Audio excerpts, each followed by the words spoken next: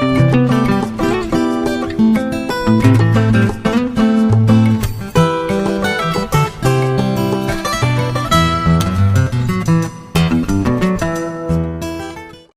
morning. I'm back in the kitchen. I'm back to, okay, so royal icing. I know there's a ton of tricks out there of like dunking cookies and frosting. I've never mastered like royal icing, like the decorations you see where you're like, God, that cookie looks amazing. That's what I want to learn. Like the roses, like the really, really, really fancy stuff. And I was like, maybe I should take a class at Michael's or Hobby Lobby because they do those things. But laid up on the couch on Saturday, I'm like, why don't I just Google this? So I Googled and I started reading and I'm like, okay. So I think I've got enough under my belt, enough reading during my hours of vertigo, laying horizontal, that I'm going to give it a whirl. So I'm going to take the sugar cookies I made just because I want, if they come out bad, whatever, it's just Valentine's Day. It's not like it's Christmas. I'm not giving these to anybody. They're just for us. So I thought, why not give it a whirl, see what happens. So I figure if I start figuring this out now, I have 9 or 10 months until Christmas? I got plenty of time to figure this out. But I've always wanted to do the really fancy decorating. Fondant is next on my list just because I want to learn. I don't necessarily love the taste of it, but I love how beautiful it makes a cake. So just some things I want to learn because I like to do all things in this house.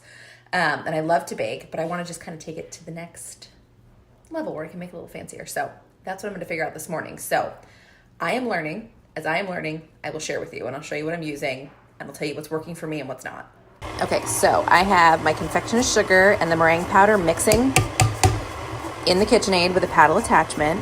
And then I'm going to add, this is water and vanilla extract for flavor. One thing I didn't know is that you should mix the water, which should be warm, and the extract before adding it to your royal icing. And I didn't know that the flavoring needs to be oil-free because oil will break your royal icing. 2 things I didn't know. So I bought a specific brand of vanilla flavoring just to make sure, which I'll show you that it didn't have oil in it. Also, do you guys have to do this to your KitchenAid?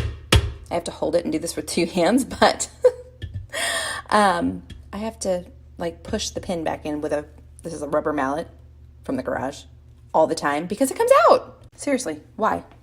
And it makes the whole head kind of wiggle funny. So now I'll turn it back on and keep going. But yeah, all the time this comes out, wiggles out, and I have to literally smash it back in because otherwise this whole thing wiggles and jiggles and is off balance.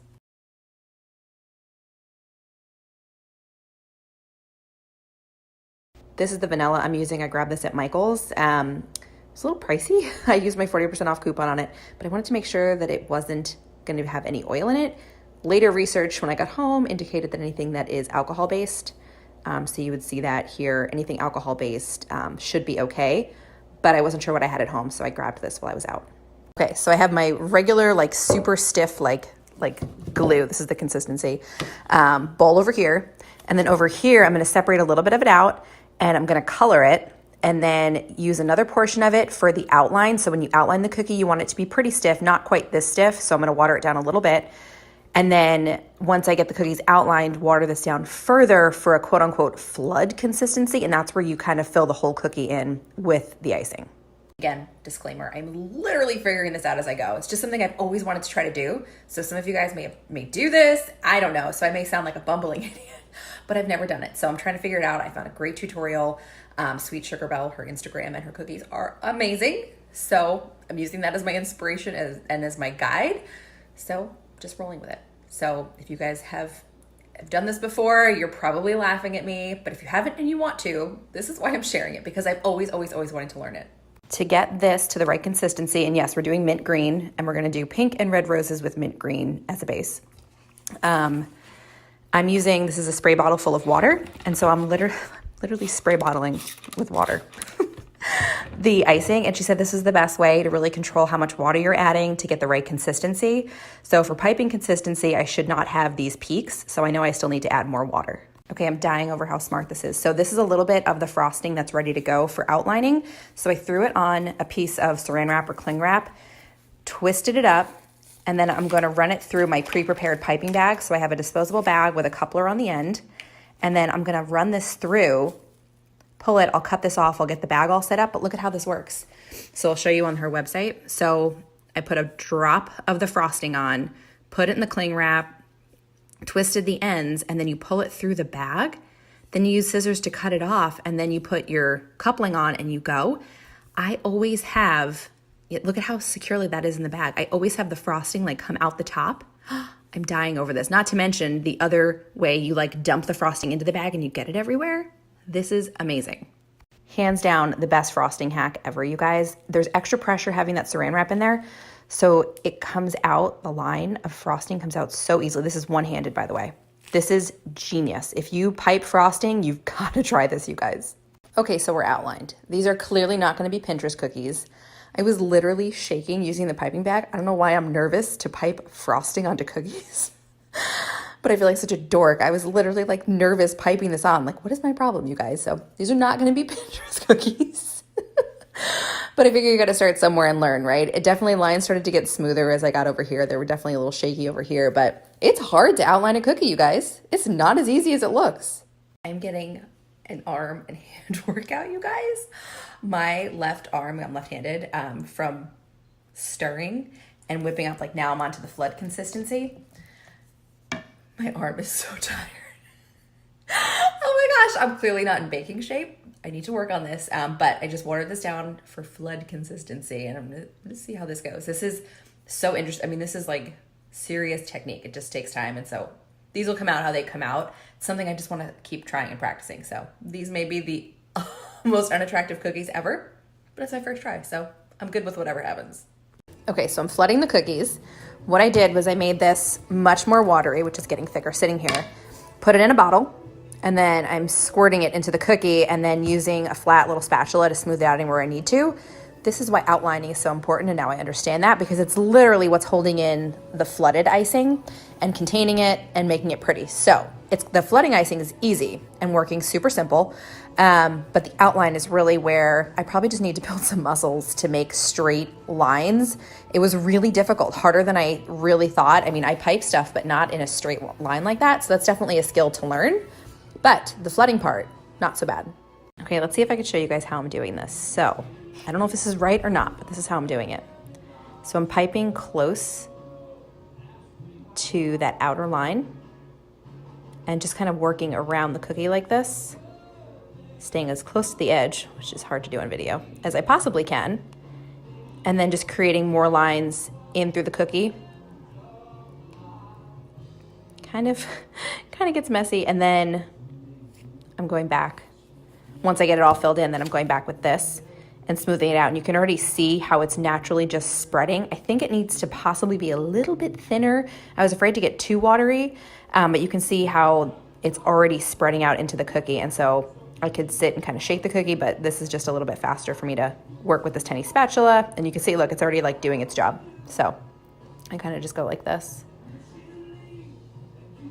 Also hard for me to articulate because I don't know what I'm doing. So, but I thought I'd show you. Okay, they are not perfect, but I'll take it for try number one.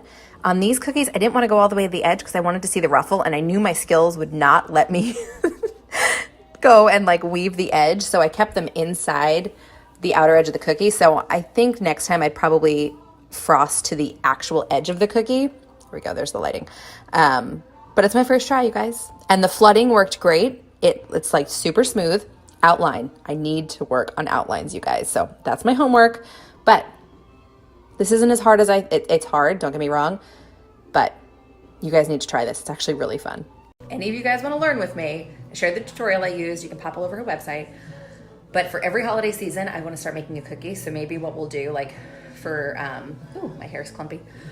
For St. Patrick's Day, Easter, I'll pick a cookie. I'll share it with you guys. If any of you want to do it with me, we can kind of do it together and kind of do it as something fun on here. I really, really want to get this down so that by Christmas I can make some awesome cookies and I kind of know what I'm doing. So basically once a month, I'm going to try to make a cookie. Get ready, hubby. You're eating cookies. I see questions coming in on like the bowls and stuff I'm using that you guys are seeing. I will link that all tonight for you guys if that's okay. So on tonight's post that I put up on the feed, I will then link a swipe for you guys here for Like to Know It so that you can see it all in one spot and it won't be all piecemeal. So you'll be able to access like, okay, I want this, I want this, I want this, and it'll all be like rounded up in one organized place for you. One other thing I wanted to show you on these bottles, this is actually from the tutorial I linked from Sweet Sugar Bell. This is actually, she has her own line at Michael's, which I didn't realize, but this thing comes apart. So if the kids want to help you decorate, I know Luke likes to help me, but when he uses the bag, the piping bag, it's kind of hard for his hands. So this is a great like little size. You can put what you're working in, and then you're able to change the top on this. So it's a little bit more labor intensive to clean, but for the kids, I think it's probably a little bit easier and less frustrating, where I know he gets upset when it like, you know, he squeezes the bag in the wrong spot and the frosting comes out. So I think this is what I'll have him use from now on. It wasn't expensive, and I think this is like probably the best solution. So you can put whatever end you want on here and then screw it on with the little coupling attachment and you're good to go. Okay, we're on to roses, you guys. I'm getting really ambitious. So I did a dusty rose color. It's actually really not translating on camera very well, but it is dusty rose. And so I'm gonna do that same trick. I'm gonna start a new piping bag with a different tip on it and use that same saran wrap, roll the frosting trick, and get this ready to go. And this is probably gonna be hilarious, but let's see what happens. One note on consistency, you could tell this is much thicker. So for the roses, you want it to be able to form these peaks and hold its shape. So I took a scoop out of the bowl of the original frosting that I made, added a couple squirts of water, my food coloring, mixed it up, and it's pretty much good to go. So we're gonna see how this goes. Okay, you guys, I'm gonna show you this hands-free, which I've never done. I have the camera on a tripod. So this is a flower nail, and I put a piece of double-sided tape, and then I cut up little pieces of wax paper. So I've got this on here, and I've got my piping bag ready to go with a 101 flower tip on it. This is going to take some practice, you guys. So you start, let's see if I can do this close to the camera, with like a little blob here. And then you spin it. And you spin the flower nail, keeping the piping bag flat, but this is literally taking some serious work. So I just keep kind of scraping these off. For one good one, I get like 5. For one good one, I have like 5 bad ones. Thank goodness I didn't make too many cookies, but okay. So, and it's all about the angle. So depending upon the angle of where you hold the bag and the flower nail, so you need to make sure this can kind of spin in your hand, and that's the technique that I can do it without the piping bag, but when I do both hands at the same time, I seem to lose it. So it's like blob, and then you start to spin. And you can kind of see it starts to look like a rose. And then if you have any edges that stick up, like this one's almost there, you can take the toothpick. So like I kind of want to remove that edge. So I'm just going to take that off. And then I can use my toothpick, which needs to be clean first, and just kind of push down any edges that are sticking up. And then I have a tiny rose, which you then can just take off and lay flat to dry. So I have a couple like little guys that I'll use on my cookies. And I need these to be small because my cookies aren't that big. So hopefully that's helpful, you guys. This was the picture I saw that I was like, oh, I want to make those. So that's the inspiration. These are ribbon roses. There's a ton of different variations. Again, this website's awesome. I'll link this right here. So she shows you how using the flower nail you make, like, so the angle at which you hold the bag makes a difference in the shape and the size and how open the flower is. But I just thought this was the coolest darn thing. So this is what I want to learn, you guys. I needed to cut up more of these little wax paper squares, so I thought I'd show you. I just take a piece of wax paper, like just cut a piece off of the roll, and then I use my scissors. I fold it in half, use my scissors to trim a clean edge, and then I fold it up into roughly, these are bigger than 1 inch. These are probably like 2 by 2 inch squares. And then once it's all folded up, it's easy to just kind of rip apart and use the scissor and use the lines to cut all these little tiny papers that I used. Okay, I went on to yellow roses the same way that I did the pink ones, except I used the bottle just to test it out instead of the bag. I like them both equally. I don't know, I don't feel like I had as many fubs with the yellow as I did with the pink. I don't know if it's me getting better or if I'm just able to control better using the bottle. I'm really liking this. I know you can't use it for everything, but I'm really liking this. So that's that. So I'm gonna do white roses. I'm gonna skip the red. I'm gonna do the yellow, the dusty pink, and then white, and then do a really bright green leaf, which I may need to grab another, a different tip for. It says you need a number 65, which I don't see in my little collection. So I may have another trip to Michael's ahead of me later today, but progress, you guys. And this is so much fun. I crashed the Cookie Monster needed food. I had, hello. One of the heart cookies I made last night, the red and white ones. I had that with coffee while I finished making the roses. And then about an hour later, I'm like, ooh, So I'm like, I need real food and water. So I got that done. So the roses are going to sit and dry while I go do all like my afternoon Luke activities, all my mom stuff. So I got to get Luke. We have swim, we have jujitsu. And then I'm going to stop at Michael's really quick. I need a number 65 to do the leaves on the roses. So that I do need, but I have everything ready to go so that tonight I can just make, assemble, and then I'll put the leaves on and they should be good to go and they'll dry overnight. So I probably need to organize this a piff better before I leave, but you can see I've got all 3 of these guys ready to roll. So I played with one of them. Which one was it? This one. So I'll probably use a dab of the same color frosting, and then I'll stick them on here, and I'll probably do like a pink, a white, a yellow, whatever, and then add a couple little leaves, and then it'll be good to go. So then they're going to dry. There'll definitely be some height on that sucker with the rose on there, but I don't know. It's fun. It's my first try. We're going to have a blast with doing this if you guys want to join me, and I want to learn. It's something I've always wanted to learn. So I'm going to teach myself with the help of Instagram, YouTube, and the internet. Okay, you guys, we're on to final assembly here. So everything is dry enough. I'm just being super careful. I don't want to be too rough with it because you can still crumble the flowers. They say 24 to 48, but if you need to do it sooner, you can. And since they're so small, I think they're okay. But to attach them, I'm just doing a dot of whatever color frosting it is. So I have all these bottles going. So I'm just putting a dot on the bottom and then sticking it and arranging it however I want on the cookie, kind of doing all different.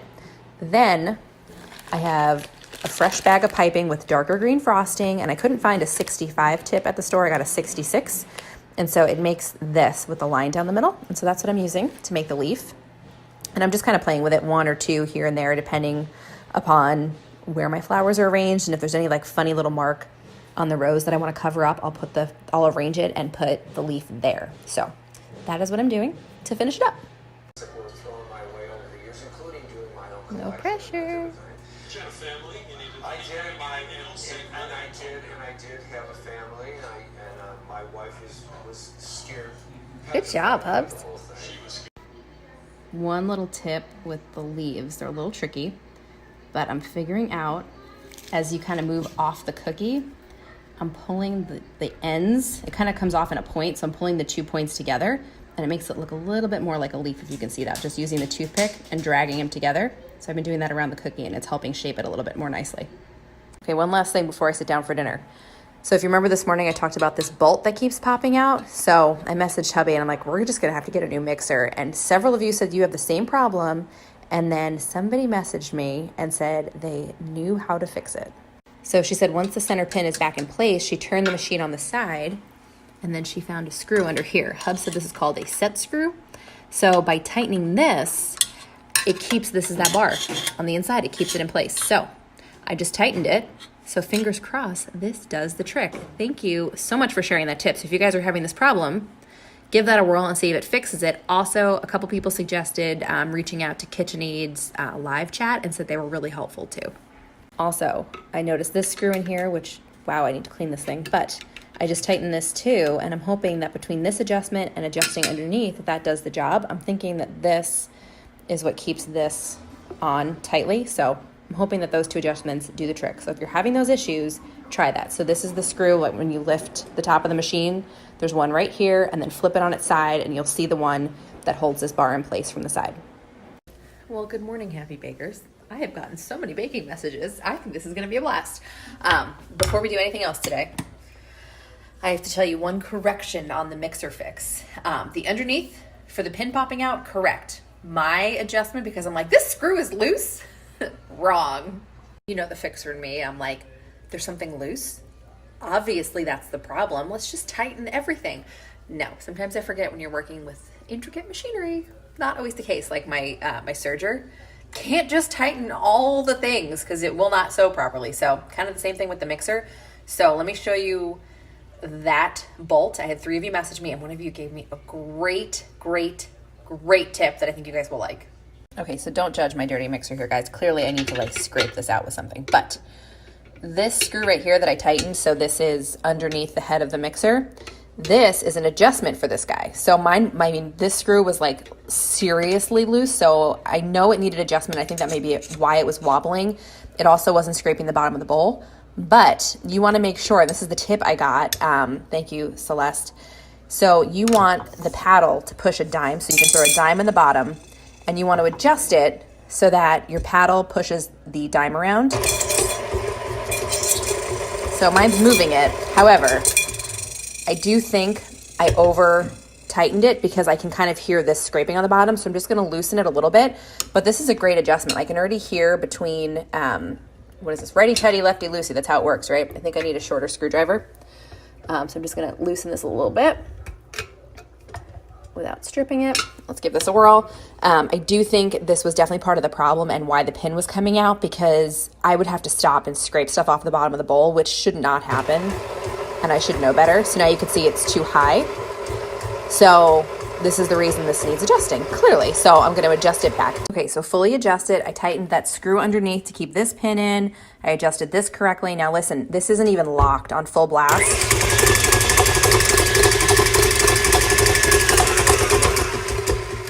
No wobble, no shake, and this would do like a cranky thing. Granted, when there's stuff in here, it's a little bit different, but just without anything in it sounds so much better. So everybody who sent tips and tricks, that was amazingly helpful. That's one of the things I love about this community. So the tips for all of you that sent those in on the KitchenAid, thank you so much for sharing that with me, with the rest of the group, because there was a lot of people that said they had that same issue with the pin coming out, and I have to wonder if all this isn't related. So there's a little DIY.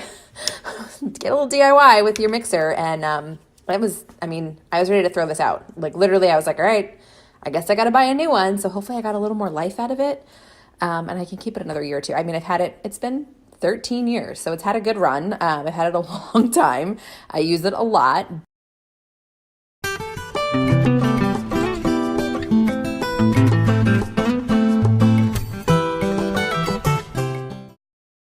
Okay, so I'm on to the next cookie. I have Hubs helping me so I can show you guys. So this is one of my favorite sugar cookie recipes, which I will show you. But because it's supposed to be a dough that you kind of work with and make into balls, and I'll show you the recipe, you'll understand. I use 2 pieces of wax paper, roll it out between the 2 pieces of wax paper until I get it about a 1/2 inch or so thick.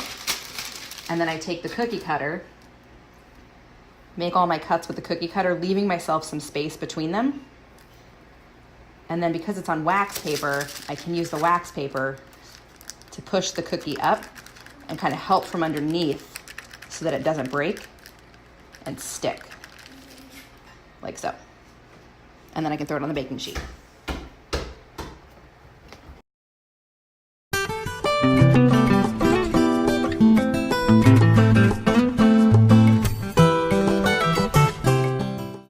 That's it for round 1 of baking. Cookie success. I did taste them. They're pretty stinking delicious too. I will share the recipe. I'll share all of that. So this was my first attempt to try to make beautiful, fancy cookies. The response was amazing on Instagram. So we're going to do a monthly bake, and I will link my Pinterest and a bunch of other places that you can follow along with me. So if you're interested in learning this with me, come along. We're going to figure it out as we go and share tips and tricks. We're working on coming up with a little hashtag for this group so that we can all kind of share our creations and learn from each other and be fabulously fancy home cooks. So I hope you enjoyed this.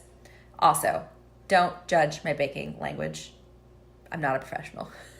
So I know I need to give you better sizes on what I'm using and all those things. It will come with time, just like anything. So I'm learning right along with you, but I hope my research was helpful in at least getting the ball rolling for you. So thank you guys so much for joining me. We'll be back in March for another bake.